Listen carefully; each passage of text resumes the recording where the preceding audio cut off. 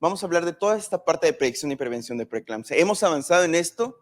Sí, sí hemos avanzado en esto y bastante. Excelente. Y hemos avanzado a nivel América Latina también. ¿Y planeamos seguir avanzando en ello? Sí, también planeamos seguir avanzando en cuestiones de América Latina sobre predicción y prevención de preeclampsia. Creo que la parte de la prevención es bastante clara y, bueno, no tenemos tanto problema, pero la parte predictiva, ¿alguno de ustedes ha intentado determinar cuánto es la capacidad del modelo original de la fetal medicine o el de Barcelona en nuestra población? ¿Alguien sabe cuánto detecta? ¿O lo usamos así nada más? Bueno, yo siempre lo usé por años así, ¿no? Digo años, ¿verdad? Y acabo de regresar así como 2. Bueno, yo lo usaba y la capacidad de detectar esa paciente que iba a desarrollar preeclampsia, pues en realidad era, pues yo creía que era excelente, ¿no? El modelo original que dice 80, 82, ahorita lo vamos a ver. ¿Alguien lo ha probado? Ha dicho, ha tomado 1000 pacientes y dicho, a ver qué tan bien sale, ¿no? ¿Nadie? Entonces se va a poner más interesante todavía. ¿Por qué hablamos de tamizaje? ¿Por qué? Y no nada más de predicción. ¿Por qué alguien sabe por qué es tamizaje? ¿Cuál es la diferencia entre tamizaje y predicción? Pues bueno, tamizaje se trata no nada más de adivinar qué paciente va a desarrollar una enfermedad. Tamizaje se trata de hacer una prueba que tenga la capacidad, sea barata, sea sencilla, asequible, y que pueda detectar ese subgrupo de población que está en riesgo y los separe y haga algo por esa paciente para evitar que desarrolle una enfermedad o para cambiarle el estilo de vida y mejorar su pronóstico. Esa es la diferencia.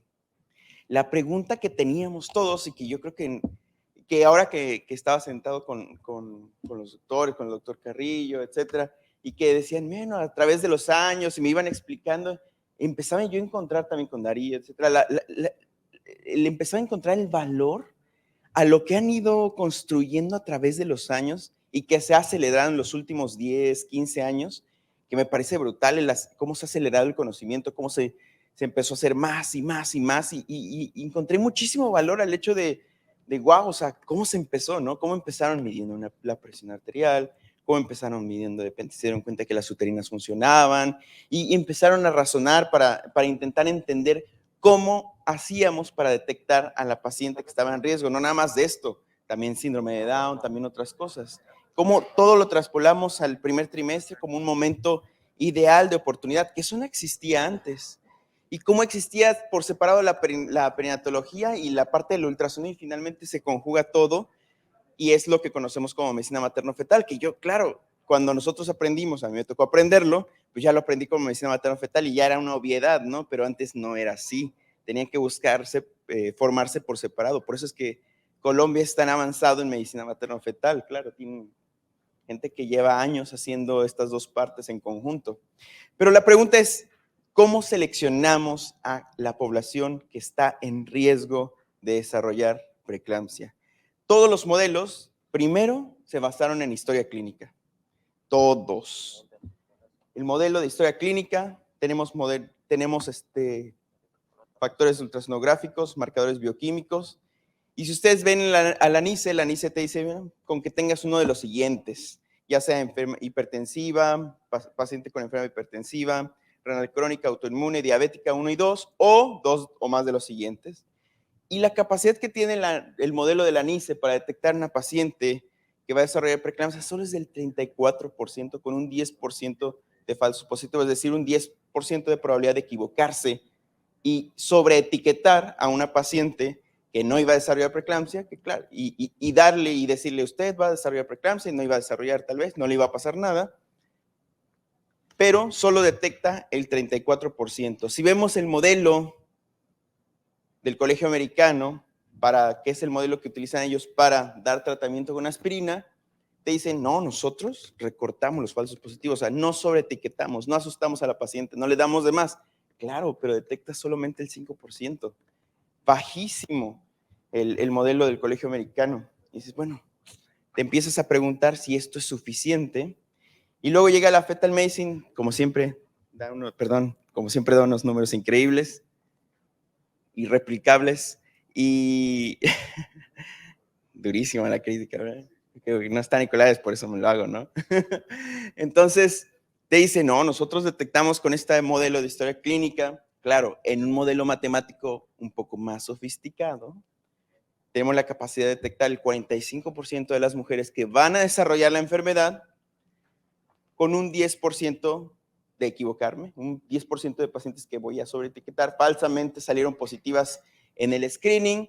Le voy a decir, señora, usted va a desarrollar preeclampsia, le voy a dar tratamiento y nunca en realidad le iba a pasar nada porque solamente estaba, pues, equivocándome en el test. El test se equivocaba al creerlo. Si lo ponemos así, se dan cuenta, pues dices, bueno, pues el de la fetal parece ser el que tiene mejor desempeño.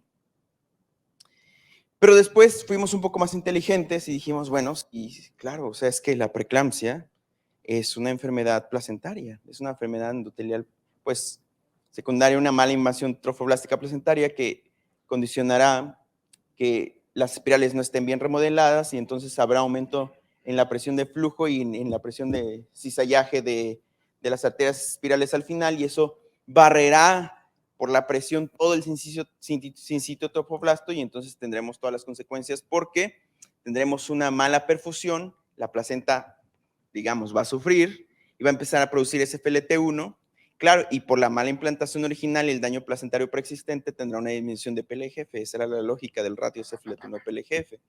Y entonces dices, bueno, claro, las uterinas tienen la capacidad de captar del lado de la mamá ese aumento en la presión porque no tenemos unas arterias espirales adecuadamente remodeladas que dejen pasar la sangre como un río, sino que están pequeñitas. Y entre más daño, esto lo pensaba Miguel Parra, y por eso es una línea que dejó allá en Barcelona, entre más daño tiene la placenta, pues peor aún, ¿no? Más vamos a verlo y del lado del bebé vemos que está disminuyendo la cantidad de oxígeno y entonces vemos que el bebé decide si quedarse pequeño o crecer y dice, bueno, yo sigo viviendo, pero dejo de crecer, ¿no? Entonces, de este lado tenemos la capacidad en la madre de detectar a aquellas pacientes que, pues, la placenta no está haciendo bien su trabajo. Y al no estar haciendo bien su trabajo, aumenta muchísimo la presión. Entonces, nosotros decimos, esa paciente, su placenta no está funcionando de manera adecuada. Claro, si nosotros nos vamos a medir cualquier vaso detrás de las uterinas, aunque sea la oftálmica, pues obviamente va a funcionar, ¿no? Porque pues es un subrogado. Pero claro, yo me pregunto qué es más fácil si tú lo metes en un modelo de predicción, si hacer uterinas o hacer oftálmica. Yo creo que pues hacer uterina sería muchísimo más sencillo, ¿no? Y entonces decimos, claro, ahora qué pasaría si somos súper inteligentes y medimos historia clínica y medimos arterias uterinas. Pues claro que la medición de las arterias uterinas, pues por sí sola, tiene bastante capacidad predictiva. Dense cuenta, primer trimestre, dices, bueno, llega ahí más o menos 48% con 10% de falsos positivos, para el segundo un 52%, para el tercero un 68%. ¿Alguien sabe por qué va mejorando la detección? Nos vamos acercando y va mejorando la detección conforme vamos avanzando. Pues tiene para mí es como un poco de sentido común decir, bueno, si yo quiero saber si el día de mañana voy a estar flaco, ¿qué es más fácil? ¿Pesarme hace un año, pesarme hace 6 meses o pesarme hoy? Pues probablemente pesarme, entre más cerca estamos del evento, mucha mejor capacidad predictiva tenemos del mismo, por el tiempo tan corto que hay. Lo mismo pasa en ultrasonido. Cuando nosotros queremos detectar bebés pequeños, cuando hicimos un metaanálisis sobre eso y nos damos cuenta que si tú mides a las 28, pues tienes 37% de detección. Si tú mides a las 32, tienes 42%. Y si mides a las 35 semanas, tienes hasta 60% de detección de bebés pequeños, ¿no? Entre más te acercas al evento, mucho mejor capacidad predictiva tienes. Entonces dices, bueno, ¿alguien sabe el punto de corte, el punto de corte crudo que dice el ISOC para alto riesgo en IP medio de uterinas?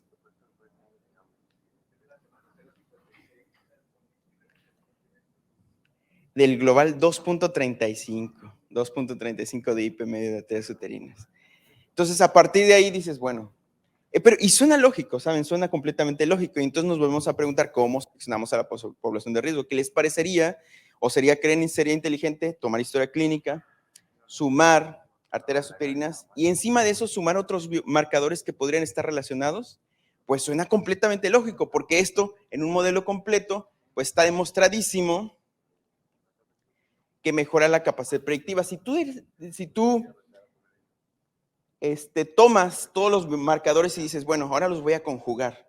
Historia clínica solo, si yo subo los falsos positivos a un 14-18%, es decir, tú te atreves a sacrificar y sobreetiquetar pacientes diciéndoles, usted va a desarrollar preeclampsia y no va a desarrollar en un 14-18%, tiene la capacidad con pura historia clínica, que sería el punto de corte de 1 en 100, de detectar el 59% solo por historia clínica para preeclampsia. Si a esto le agregas la presión arterial, un 68%. Si a esto le agregas uterinas, un 72%. Y se mantiene, incluso si agregas el PLGF.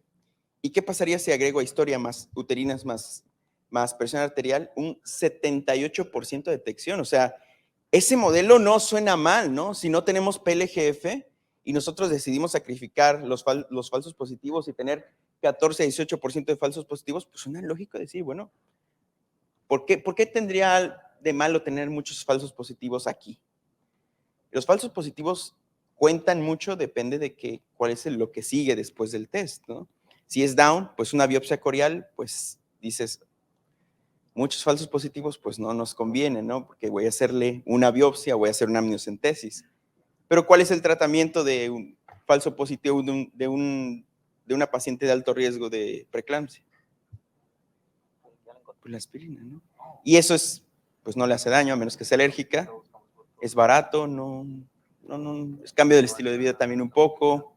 Entonces, bueno, no es tan grave tener un falso positivo, entonces dices, bueno, decido sacrificar los falsos positivos, aumentarlos un poco, sobreetiquetar pacientes, pero tener una mucho mejor tasa de detección, porque finalmente lo que quiero es seleccionar a esa población en riesgo que le voy a dar un tratamiento a la cual voy a disminuir preeclampsia. Lo ideal es que hiciéramos PLGF. Ahorita les voy a enseñar por qué lo de la proteína plasmática no tiene, es una cosa que nada que ver.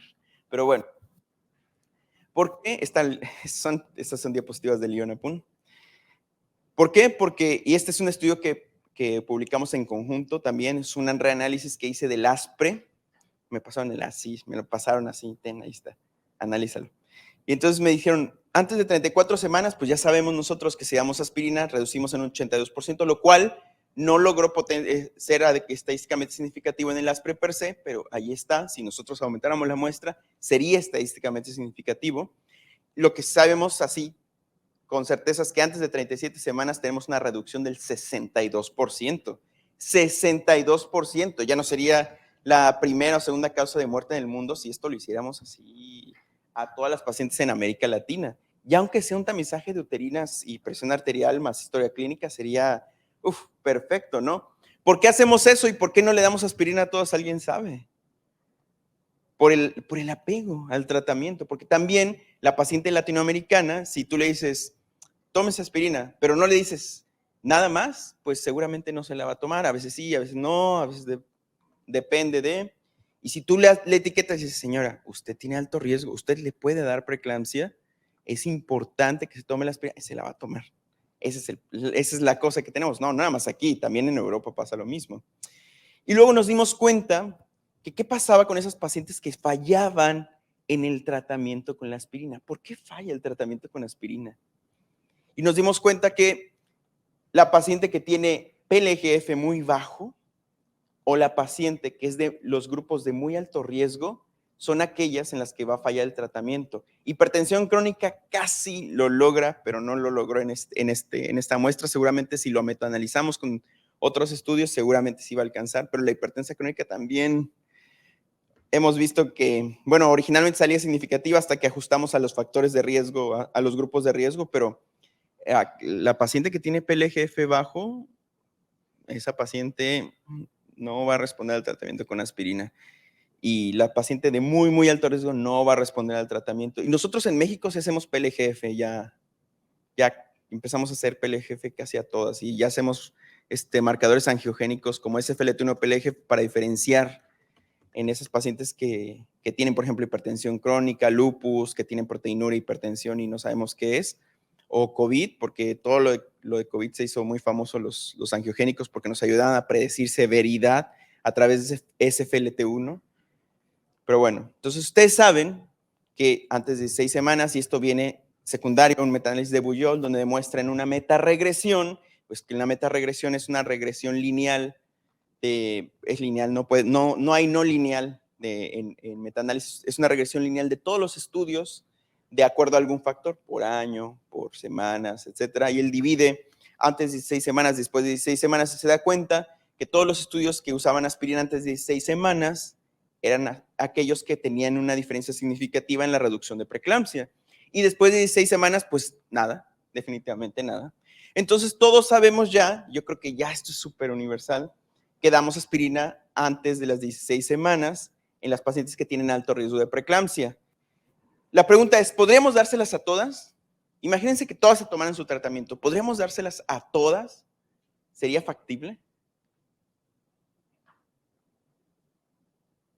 Podría ser, ¿no? ¿Tendría lógica? Pues sí, estaba platicando con Francés y estábamos haciendo un análisis de costo-utilidad, porque ya ves, hay costo-efectividad, costo-beneficio y costo-utilidad. Y esto que mides los cuales y la calidad de vida ganado por año. Y la mejor estrategia, la más barata y que daba mejores resultados era hacer el tamizaje combinado. Y la segunda mejor, dar aspirina a todas. O sea, sin angiogénico. Y dar aspirina a todas. Eso es lo que veíamos allá en Barcelona. Ahora la pregunta, ¿qué pasa? Recientemente me pidió Figueras que hiciera el modelo de riesgos competitivos. Ya ven que la Fetal Medicine Foundation intenta siempre ir un paso arriba y dice, bueno, adiós modelos logísticos, ahora vamos a hacer algo que se llama modelo de riesgos competitivos, que los riesgos competitivos es un análisis de supervivencia. Es decir, es adivinar en un punto en el tiempo lejano qué pasaría si yo dejo a mi paciente, hipotéticamente que tuviera infinitas semanas de gestación, en qué momento desarrollar preeclampsia y nosotros con eso poder calcular los riesgos anticipados, ¿no? Es un análisis un poco extraño porque el riesgo competitivo asume que tienes un evento que sucede más comúnmente a través del tiempo, como lo son los infartos, por ejemplo. El infarto a más edad, más probabilidad de infarto. La preeclampsia es igual. A más edad gestacional, más probabilidad de preeclampsia. Entonces hipotetiza y dice, bueno, si yo dejara a una paciente por muchas semanas, pues sí, desarrollaría más o menos preeclampsia como las 50 y tantas semanas de gestación. No existe 50 y tantas, ¿no?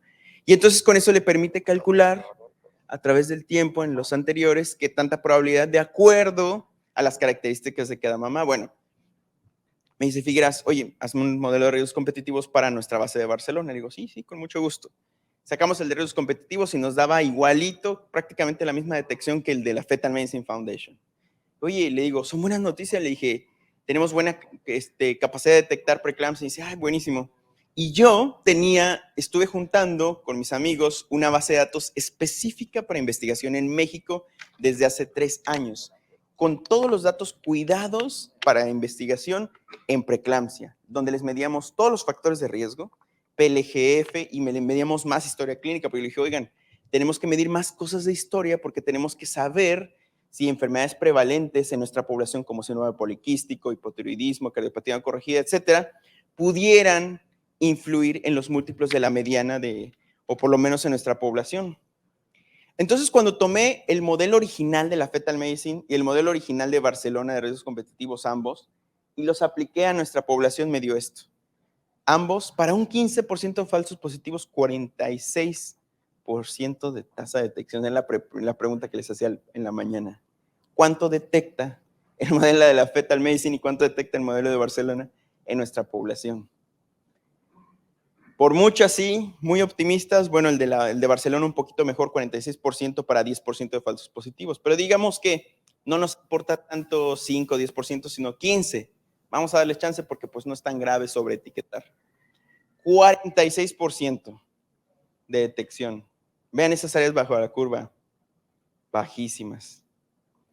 Entonces dije, bueno, pues no tendría nada de malo, porque estábamos empezando a experimentar con modelos de inteligencia artificial, específicamente Machine Learning, a través de regresiones que se llaman elásticas, que te permite no solo seleccionar las variables de manera automática, sino que penalizar los coeficientes no significativos para que no te hagan ruido en las regresiones y sean regresiones un poco más robustas.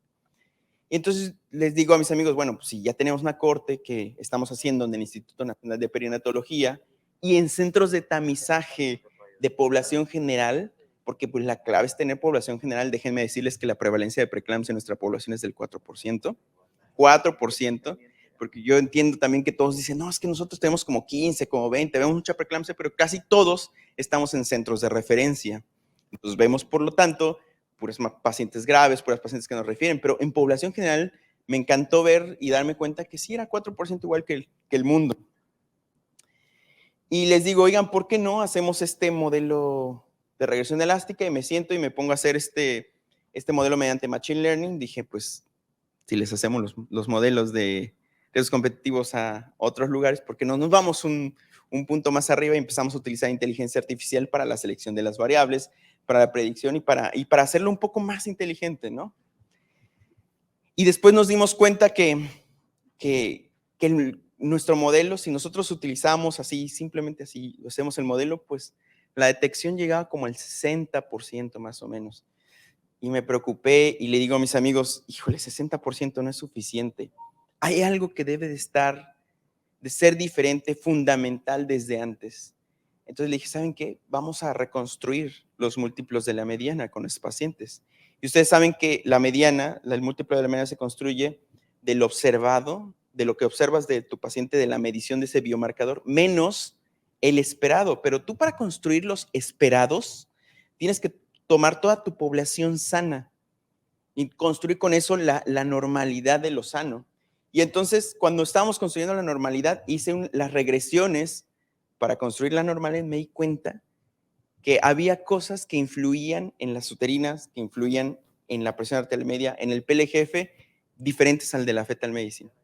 Hipotiroidismo, diabetes gestacional en embarazo previo, cardiopatía no corregida, síndrome poliquístico, y entonces con eso construimos los nuevos múltiplos de la mediana, y cuando los metí al modelo, teníamos excelente tasa de detección. De hecho, aquí es lo que les explicaba del modelo matemático y por qué utilizamos una red elástica, que es una combinación de una regresión lazo y una regresión rich que penalizan y que seleccionan en automático.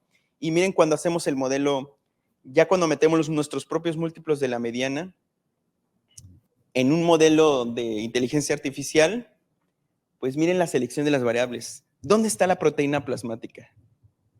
Hasta arriba. Miren el peso que tiene en la predicción final. Todo este choro de que la papa es igual que la PG es la cosa más falsa que había escuchado en la vida, porque cuando otra vez, qué bueno que no está, ¿verdad? Bien valiente aquí.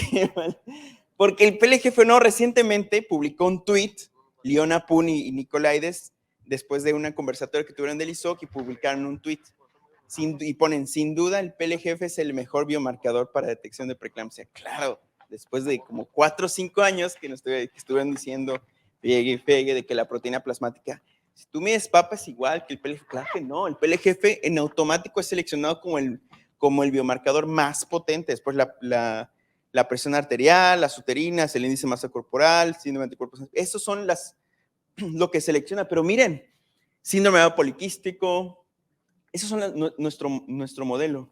Síndrome poliquístico, lupus, hipertensión crónica, es muy parecido al de la fetal, al de Barcelona, pero tenemos diabetes gestacional en embarazo previo, técnicas de reproducción asistida, hipotiroidismo, inducción de la ovulación, toma de alcohol, cardiopatía congénita, etcétera, etcétera. Cosas que agregaban al modelo que no tenían nada que ver con lo que nosotros veíamos del original de la fetal medicine. Dije, bueno, esto es bueno. Esto es bueno porque significa que sí, tenemos algunas patologías o unas enfermedades más prevalentes en nuestra población que realmente lo vemos en el día a día y que sí influyen en la predicción final de preeclampsia, porque nosotros pues no es que seamos diferentes, es que tenemos distintas características, a diferencia de la población europea. Claro, para construir un modelo y hacerlo adecuadamente, no nada más puedes hacerlo así, tienes que dividir la base, hacer primero construir el modelo y luego validarlo en otra parte de la base de datos. Y al momento de hacer la validación del modelo, pues nos da, miren, un área bajo curva que no tiene nada que ver con los modelos originales. Y la calibración del modelo nos salió excelente. Y esos fueron finalmente nuestros resultados. Si nos vamos para un 15% de falsos positivos, que no tendríamos ningún problema en nosotros hacerlo así, en la validación ya finalmente de la red elástica llegamos a un 82, casi 83% de detección, muy parecido a la Fetal, de hecho un poquito mejor que la Fetal Medicine Foundation y que el modelo original de Barcelona. Ellos son excelentes en predecir en sus poblaciones, pero pues necesitábamos un modelo que estuviera ajustado a las características de nuestra población con múltiplos de la mediana que estuvieran ajustados a nuestra población igualmente. Así que podríamos llegar a un 82% de detección para un 15% de falsos positivos. Estamos trabajando en la calculadora conjunta ahí con Yesid, en una calculadora conjunta para que la puedan utilizar, para que puedan hacer predicción de preeclampsia y otras cosas más, mucho también bastante interesantes, y pues queremos utilizarla y diseminarla para que pues sea de uso en todas nuestras pacientes, latinoamericanas, y si no, pues bueno, pues ya le damos aspirina a todas, pues ya nos queda. Y bueno, muchísimas gracias.